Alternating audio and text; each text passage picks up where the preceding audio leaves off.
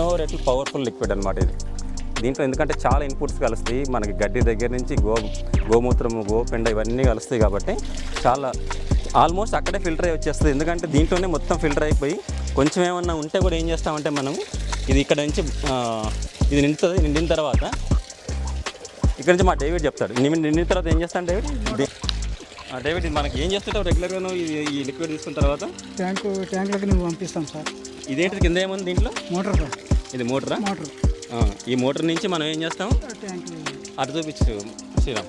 So అక్కడ మనకి 2000 litres capacity ఒక ట్రాక్టర్కి మౌంటెడ్ ఉంది. సో దాంట్లో పడతాము, దాంట్లో ఏమంటే అట్లా వాడుకుంటాం. ఇంకా స్ప్రే చేయడం ఎట్లా ఉంటుంది. దీన్ని ఇంకా మళ్ళీ స్ప్రేయింగ్ చేసేటప్పుడు వాటర్లో కలిపి స్ప్రేయింగ్ చేస్తున్నామా లేకపోతే మామూలుగా చేస్తున్నామా? కొంచెం వాటర్ కలుపుకుంటే ఇంకొంచెం డైల్యూట్ అవుతుంది. కానీ మన సంపలో అయితే మాత్రం డ్రిప్ పంపించేది మాత్రం సంపలో కలుపుకొని నీళ్ళకి కలుపుకొని పంపించే మామూలు ఉంటాయి.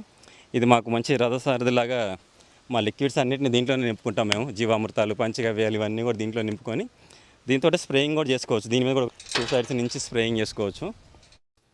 సో ఈ బయోగ్యాస్ ప్లాంట్ అడ్వాంటేజ్ ఏంటంటే మనకి దీని నుంచి న్యూట్రియంట్ లిక్విడ్ తీసుకోవచ్చు. చాలా బ్యూటిఫుల్, చాలా ఎంతో ఎన్రిచ్డ్ న్యూట్రియంట్ వస్తుంది. దాంతోపాటు అడిషనల్ అడ్వాంటేజ్ ఈ విధంగా మనం గ్యాస్ తీసుకోవచ్చు. బయోగ్యాస్ ఎంతో చక్కగా ఒక 2 ఫ్యామిలీస్ కావాల్సినంత గ్యాస్ మనకి రోజు వాడుకోవచ్చు. హైయెస్ట్ అడ్వాంటేజ్ మల్టీ డైరెక్షనల్గా పనిచేస్తుంది మనకి.